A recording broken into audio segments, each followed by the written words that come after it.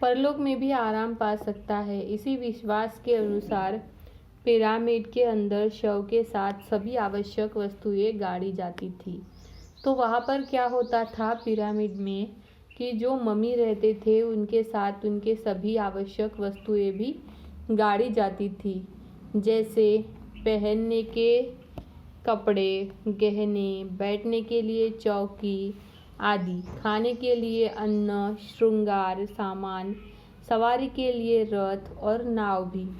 वे सब चीज़ें एक से एक अच्छी वे सब एक से एक अच्छी चीज़ें बनाने का सामान, सवारी के लिए रथ है। उन्हें देखने से ज्ञात होता है कि उस समय भी लोग सोने का व्यवहार जानते थे। तो क्या होता था, जो मम्मी रहते थे उनके बादशाहों के जो शव रखे जाते थे उनको एक कपड़ा लपेटा दिया करता था।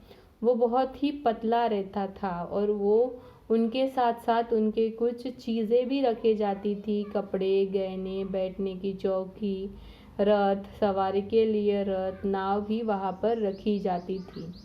उन्हें देख के ज्ञात होता था कि उसी समय भी लोग सोने का व्यवहार करते हैं। उनको देखने के बाद क्या समझ में आता था, उस समय में भी क्या होता था कि लोग सोने का व्यवहार करते थे।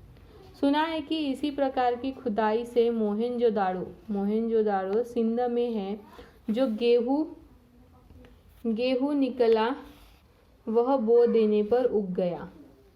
तो वहाँ पे क्या हुआ कि वहाँ से गेहूँ निकला और बो दिया तो उग गया। संग्रहालय की चीज़ें, विशेषकर प्रतापी राजाओं के शव। संग्रहालय मतलब क्या है, जहाँ पर बहुत पुरानी से पुरानी चीज़ जमा की जाती है। देखकर मनुष्य के जीवन की अनित्यता साफ साफ दिखने लगी। ऐसे दृश्य देखकर यह मालूम होने लगता है कि हम जो कुछ अपने बड़प्पन के मद में करते हैं, मतलब क्या है कि इसे यह सब देखकर क्या समझ में आता है कि हम जो कुछ भी करते हैं अपने बड़प्पन के खातिर, वह कितना तुच्छ और अस्थाई है। वह तुच्छ मतलब कितना छोटा और अस्थाई है। जिन बादशाहों के संबंध में कहा जाता है कि उन्होंने अपने ज़माने में बहुत जुल्म किया था, उनके शव उसी तरह आज भी पड़े हैं।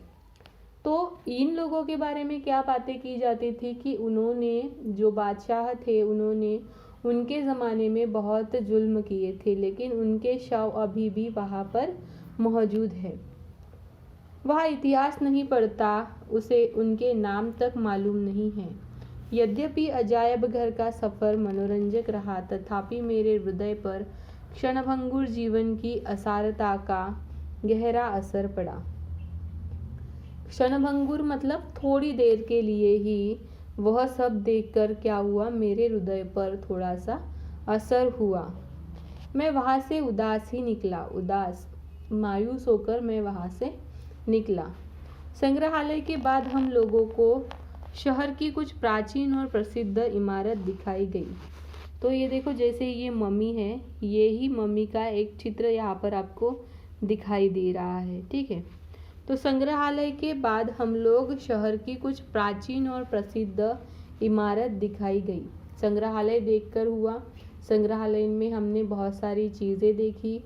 अब हमें क्या देखने लेके गए थे, प्राचीन और प्रसिद्ध इमारतें। प्राचीन मतलब बहुत काल पुरानी वाली इमारतें, जिनमें एक प्रसिद्ध मस्जिद भी थी। उसमें क्या थी, एक मस्जिद भी थी। मिस्र के में मुसलमान पूरब की ओर मुँह करके नमाज पढ़ते हैं, क्योंकि वहाँ से काबा पूरब की ओर पड़ता है।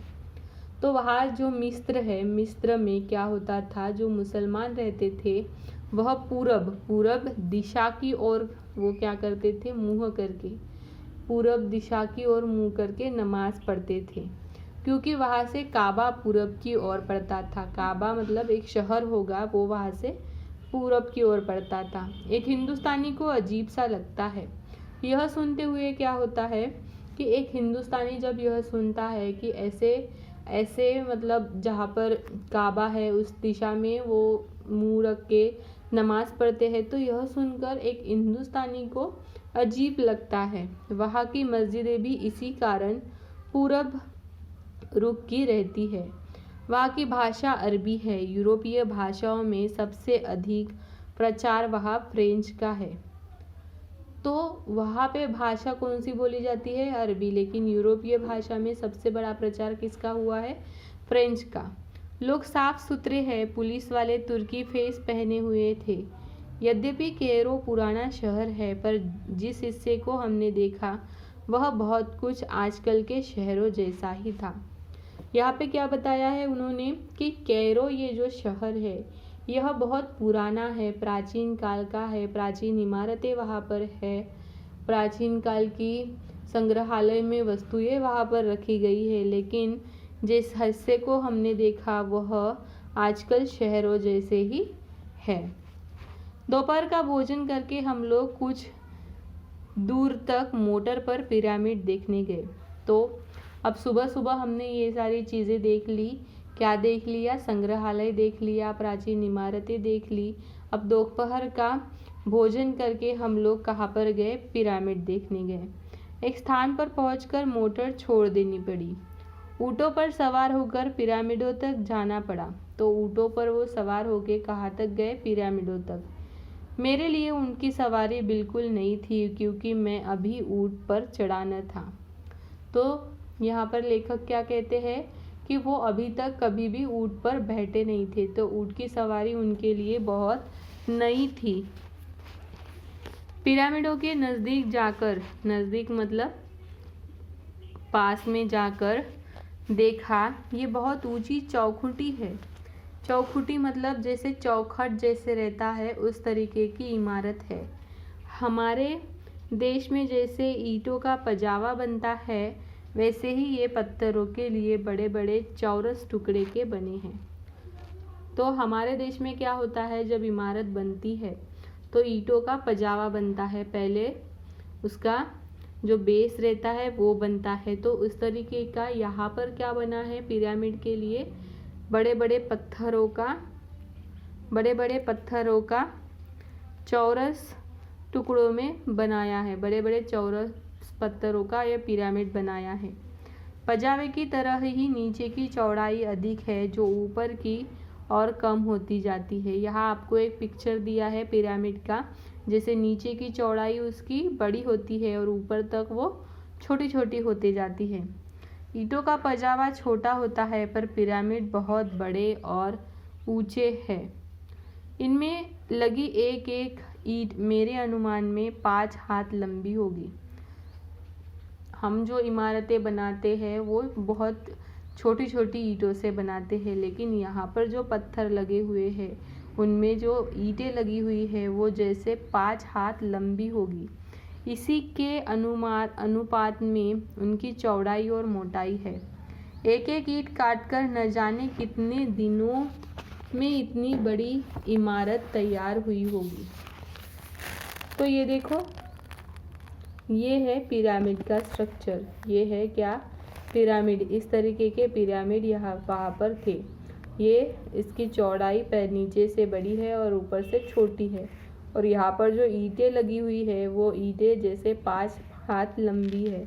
और ये ऊँट यहाँ पर दिखाई दे रहे हैं। ठीक है, ये देखो, ये आपको एक जैसे पिक्चर दिखाई दे रहा है।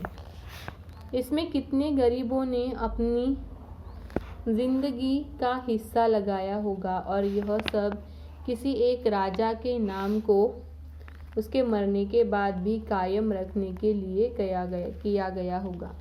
तो उन्होंने क्या कहा कि यहाँ इस पिरामिड को बनाने के लिए कई लोगों ने यहाँ पर अपनी ज़िंदगी लगा दी होगी, और इसको नाम किसी राजा के मरने के बाद दिया होगा। नाम तो अब केवल पुस्तकों में रह गया है। ये इमारतें जिनसे मनुष्य को कोई लाभ नहीं उठा सकता, अपनी जगह पर हजारों वर्षों के बाद आज भी जो की त्यों खड़ी है। जो की त्यों मतलब जैसे कि वैसी।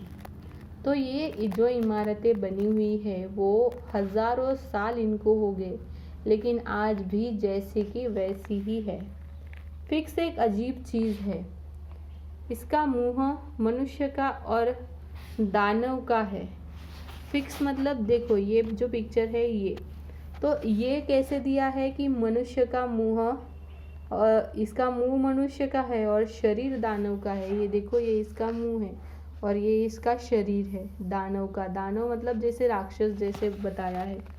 एक बहुत बड़ी मूर्ति उस रेगिस्तान में इसी शक्ल की बनी पड़ी है। सुनते हैं प्राचीन काल में यह प्रश्नों के उत्तर देती थी।